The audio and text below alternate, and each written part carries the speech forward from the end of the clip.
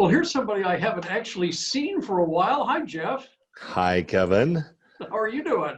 Staying healthy, and I'm at home today and working from home most of the time, but Yeah. okay. I want to get started on this conversation with kind of that "how are you doing" sort of thing. There hasn't been much traditional Des Moines Performing Arts programming. There hasn't been much on stage the past several months. So why don't you tell us kind of how you doing in terms of DMPA? Well, Kevin, when this started in March, we had no idea how long we would be, not presenting things on our stage. Initially we thought, oh gosh, in a couple of months we'll be back. But in fact, now there really isn't a clear path as to when we will go back to doing live performances. We've not had, the only work that we've done since that time, which we did this summer, was we did camps that are traditionally in person. We did those virtually. And our education team did a great job of working with local artists and artists in New York and elsewhere. And there was great experiences for the young people that were involved, but that has been the only real programming that we have done to date. This obviously has resulted in a significant loss of revenue for us because a huge amount of our revenue comes from ticket sales, not only to our events, but you also have things like renting the building to the Des Moines Symphony and Pyramid Theater and Iowa Stage and others, and things like parking, valet parking, and concessions and things like that has gone to almost zero. So we have some reserves. We've received some support through the payroll protection plan. And the generous support of our donors is what we are existing on right now. Obviously, this has affected employees as well. I mean, their jobs at stake here, right? Sadly, our over 350 part-time employees were all essentially laid off in March when we stopped productions because almost all of them are tied to performances. So they have not had any work since this started.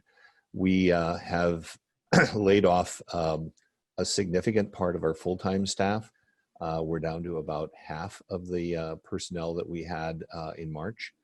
And we've cut expenses in every way that we can, just like many other performing arts organizations here in Central Iowa, and trying to run as lean as we can.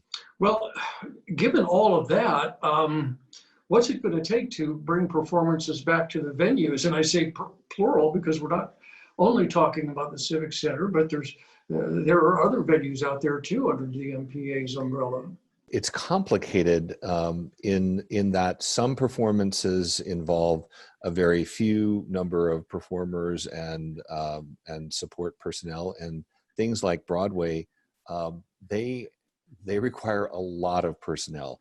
So if you think about a Broadway show, typically has traveling with them between 60 and 80 people that have to move from city to city and have to do that safely.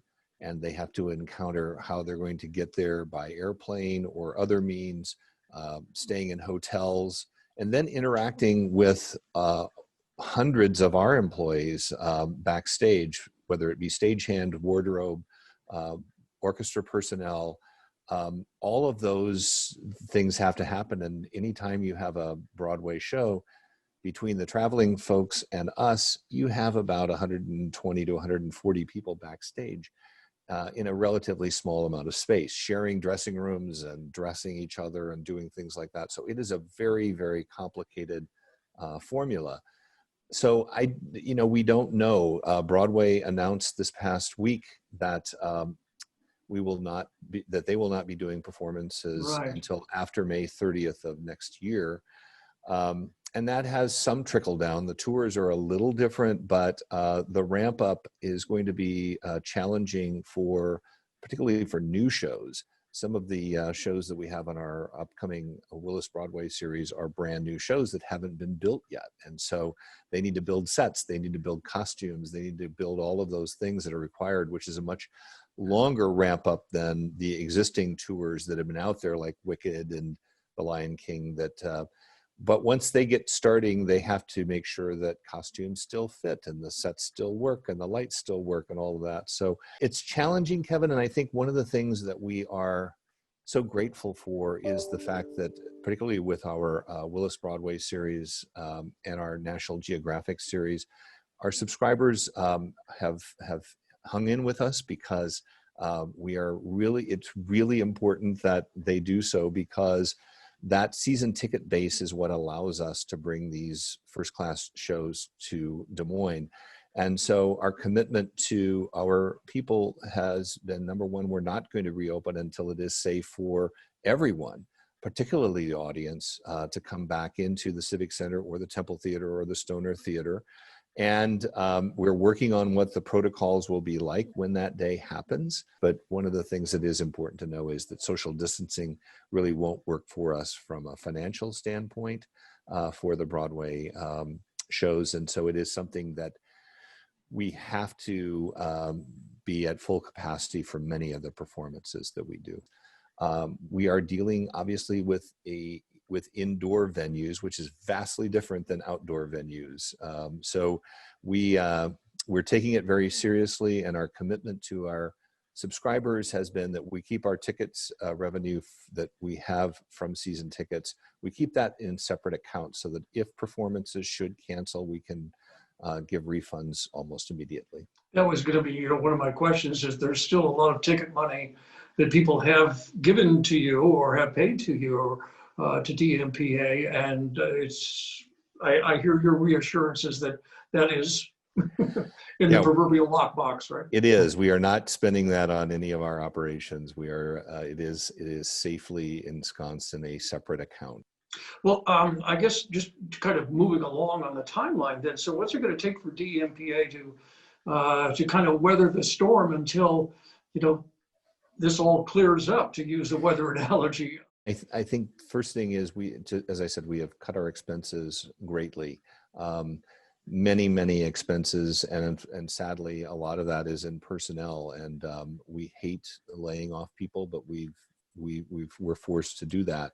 We have to keep a core group of people employed, because there still are activities that we are doing both in the programming side and other support mechanisms that are very important for us to stay going. So like other organizations who are going through the same thing, what we are asking is that our donors and our season ticket holders not give up on us, that we hope that you will continue supporting us. We appreciate that very much. We will be back. It is something that unfortunately I can't tell you when that will be. But in the thing that we are doing is trying to be very careful with how we spend money, and being very cautious about that, and asking our donors to be patient with us and to continue supporting us as much as they can. Des Moines Performing Arts is so involved in the community, and you see the dominoes falling as you have talked about ever since March. I'm just wondering how DMP is going to continue to serve the community until things are up and running again. Well, Kevin, there's several ways. One is that we're going to find ways in which we can engage our subscribers and donors. We're going to be starting some things called Creative Conversations very soon, which is where we are going to be talking with those people that create the art, not only Broadway, but also our dance series and our education series. We're scheduling those right now. So those are going to be nice online, on-demand interviews that will deal with the people who are really behind the scenes. We are also we're going to continue the Project Joy program that we've done, where we are pushing out content about the performing arts and Broadway to the folks that are signed up for that. We have a lot of great feedback from that.